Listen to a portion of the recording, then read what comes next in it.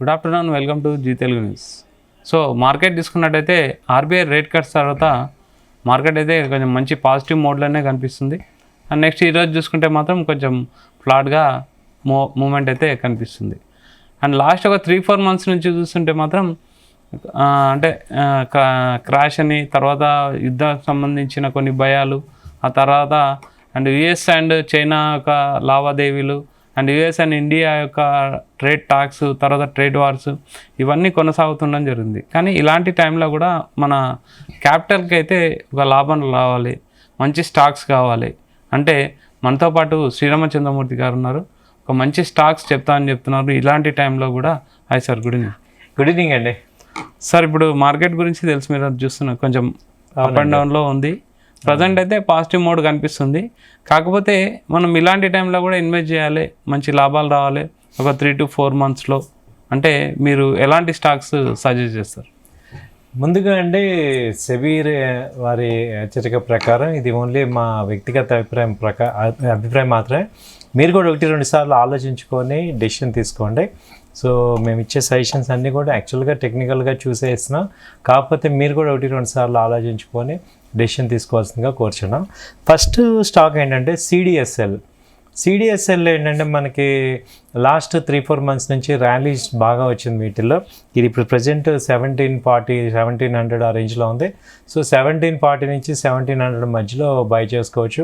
ఇది 1200 నుంచి మంచి ఫామ్లో ఉంది. అలాగే ఇప్పుడు ఇది 2000 దాకా కూడా ఛాన్స్ ఉంది టార్గెట్.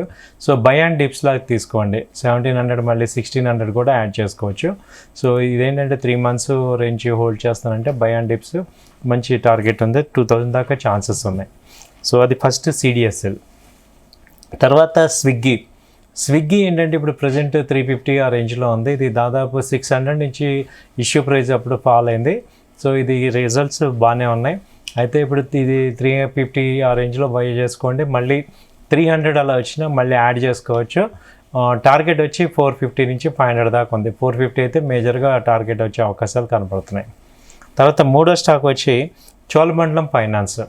ఇప్పుడు ఈ మార్కెట్ రెపో రేటు బాగా తగ్గటం వల్ల ఈ యొక్క ఫైనాన్స్ సెక్టర్ కంపెనీస్ బాగా పుంజుకుంటాయి. ఎందుకంటే వాళ్ళకి లోన్ గ్రోత్ ఇస్తారు. అలాగే చోళమండలంకి ఏంటంటే అది one of the strong company. కాబట్టి ఇప్పుడు ప్రజెంట్ 1600 అలా ఉంది. ఇది 1550 ఆ రేంజ్కి వచ్చినా కూడా మళ్ళీ యాడ్ చేసుకోండి. డబల్ ఇన్వెస్ట్మెంట్ చేయాలి ఇప్పుడు నేను చెప్పే కంపెనీలు అన్నీ కూడా. ఎందుకంటే ఆల్రెడీ ఒకసారి ర్యాలీలో ఫస్ట్ లెగ్ అయిపోయింది కాబట్టి మళ్ళీ ఒకసారి కింద సెకండ్ లెగ్ డౌన్ అయినప్పుడు మళ్ళీ యాడ్ చేసుకోవాల్సిందిగా కోరుచున్నాం. సో 1600 ఆ రేంజ్లో ఉంది. ఇప్పుడు 1550 ఆ రేంజ్లో మళ్ళీ యాడ్ చేసుకోండి. టార్గెట్ వచ్చి 1700 మేజర్ టార్గెట్. ఆ తర్వాత వచ్చి డాక్టర్ రెడ్డి లాస్ట్ 1 week నుంచి కూడా 1250 నుంచి 1350 దాకా వెళ్ళింది.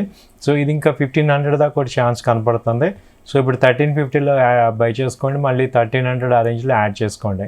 టార్గెట్ వచ్చి 1450 నుంచి 1500 దాకా ఛాన్స్ ఉంది. ఆ తర్వాత ఏంటంటే టీవీఎస్ మోటారు. మేజర్గా ఏంటంటే ఈ రెపో రేట్ కటింగ్ వల్ల ఎక్కువ బెనిఫిట్ పొందేది ఎలక్ట్రికల్ వెహికల్స్, అలాగే 2-wheelers 4-wheelers. కాబట్టి టీవీఎస్ మోటారు లాస్ట్ 2-3 years నుంచి కూడా మంచి రిజల్ట్స్ నమోదు చేస్తుంది. అలాగే ఎలక్ట్రికల్ 2-wheelersలో మంచి లీడ్ అవుతుంది. సో ఇది ప్రజెంట్ 2770 ఆ రేంజ్లో ఉంది. సో ఇది 2000 ఇక్కడ బై చేసుకోండి. మళ్ళీ 2006 ఒక 100 points డౌన్ అయినా మళ్ళీ యాడ్ చేసుకోండి. ఇది టార్గెట్ 2900 నుంచి 3000 దాకా వచ్చే అవకాశాలు కనపడుతున్నాయండి. సో ఇవి షార్ట్ టర్మ్ నేను చెప్పేవన్నీ కూడా టాప్ 200 కంపెనీసే కాబట్టి మీకు స్టాండర్డ్ కంపెనీసే, మీకు అలాగే టెక్నికల్గా కొంచెం కరెక్ట్గా వచ్చేవి చూసి చెప్తున్నాను అండి. So thank you very much. So Sriramachandramurthy గారు అయితే ఇంతకుముందు కూడా చాలా సజెస్ట్ చేస్తారు. అవి మంచి లాభాలు అయితే తీసుకోవడం జరిగింది. సో మీరు కూడా ఒకసారి స్టడీ చేసి R&D చేసి ఇలాంటి స్టాక్స్ అయితే 3 to 4 months కోసం అయితే కొంటే మీ క్యాపిటల్ అయితే డబల్ చేసుకోవచ్చు అని అయితే సార్ చెప్తున్నారు. Keep watching Zee Telugu news.